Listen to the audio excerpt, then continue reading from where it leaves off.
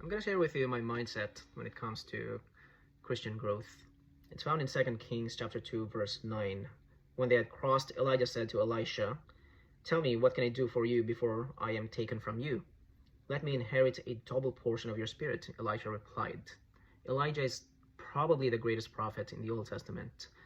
He transfigured with Jesus in New Testament along with Moses, and he did not pass away. He was taken up by chariots of fire, and he performed so many awesome miracles. And here Elisha is asking for double inheritance.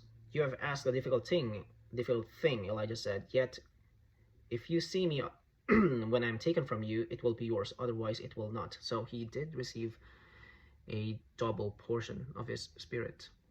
And at first I thought that Elisha only asked this because of selfish reasons.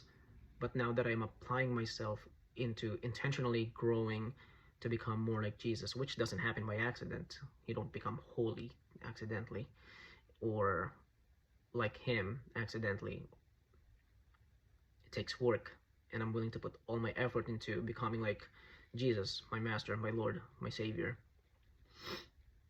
And along the way, I learned to appreciate quote-unquote teachers.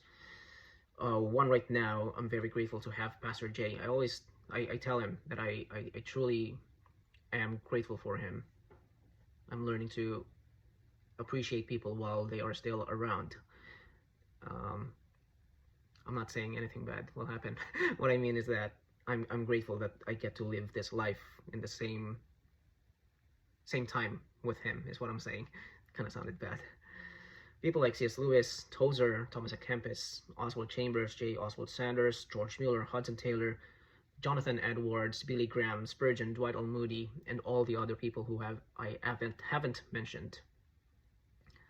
If I truly learn from them, from these guys, I can't say that I learned from you and then perform less than they did. It feels like I almost need to outperform them, to honor them, to really say that I learned from them. And Jesus exactly says the same thing, John 14:12, that whoever believes in me, greater works he will do, because I'm going to the Father. And I'm not only asking for a double portion in a way, I'm asking for the infinity of it as much as I can. In John 3:34, Jesus himself says the same thing too, that the Spirit is given without limit.